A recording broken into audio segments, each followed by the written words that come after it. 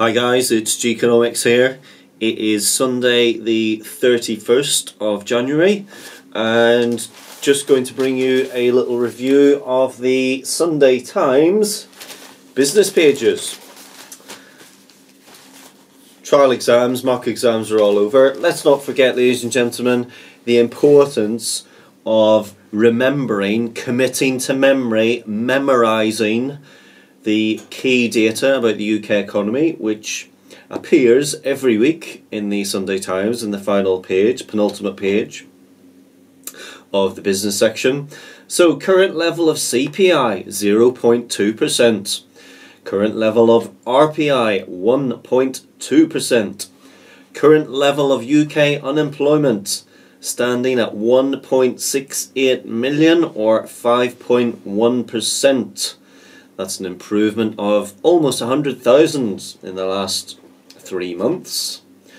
Manufacturing output on the year 1.2% down. The UK trade balance last month minus, so it's in deficit, 3.2 billion, and for the 12 months to December, minus deficit again, 36.3 billion. We had the numbers published last week for the final quarter in terms of economic growth 2015, and GDP grew by 0.5%, giving an annual growth rate for the UK economy last year of 1.9%. And finally, a budget deficit in the last month was 7.5 billion. That's an improvement on the previous month, which was 13.5 billion. And the current year to date, the government borrowing for the year to date, 74.2 billion. So still a long way to go in terms of borrowing and debt, and obviously all of that accumulating and driving on to the national debt, which you will have to pay.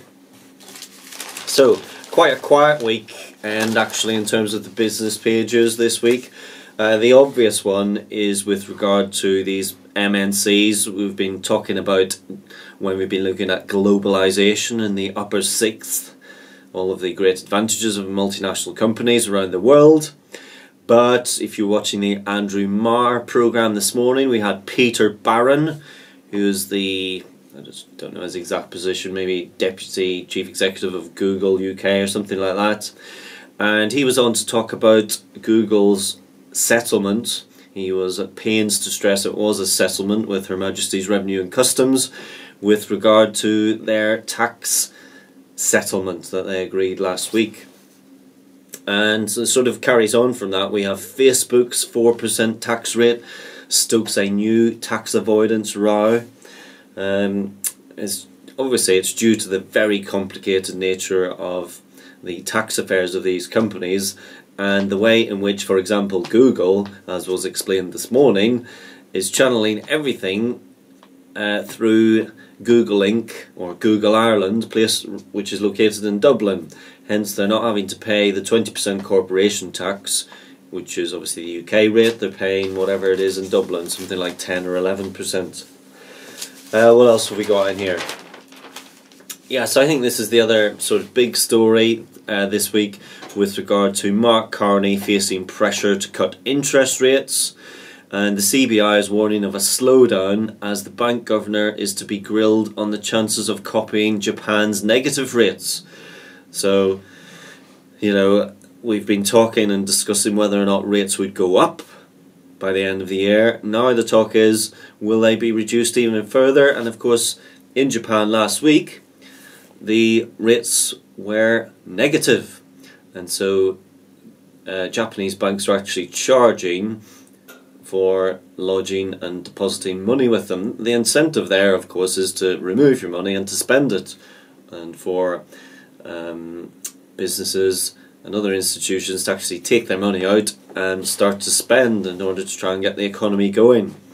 As we know, the Japanese economy has undergone 2 years or a generation where it just has not grown at all.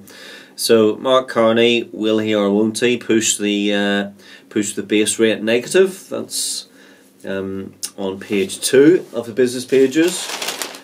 We've got a whole page here on Google, the new robber barons. It's worth a read. And David Smith is talking about a rosier, a healthier looking Eurozone, which he says makes a Brexit vote, so a British exit from the European Union, less likely. And it's quite interesting just with regard to what's happening in the Eurozone and how things have moved on and progressed from the heady days a couple of years ago where unemployment rates were knocking around 10%, 12%, 25% in some places, and how things are generally on the steady march towards improvement, which would obviously be good news for the UK as a member of the European Union, and Dave Smith says making it less likely that people would vote for a withdrawal, a Brexit.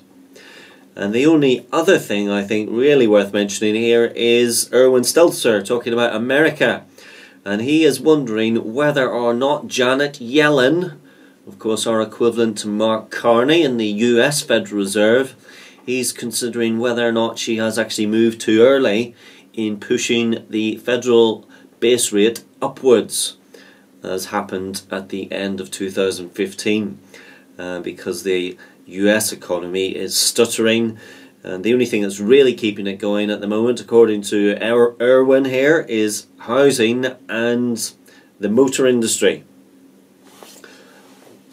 And I think, ladies and gentlemen, that's all I really want to say about... Oh well, we were year 10, we were talking, weren't we, in the last few weeks about economies and diseconomies of scale and mergers and acquisitions, and we discussed this, we mentioned it in class last week. So we have Royal Dutch Shell's £36 billion takeover of BG Group, talking about the pros and cons of that, and I think that's probably it.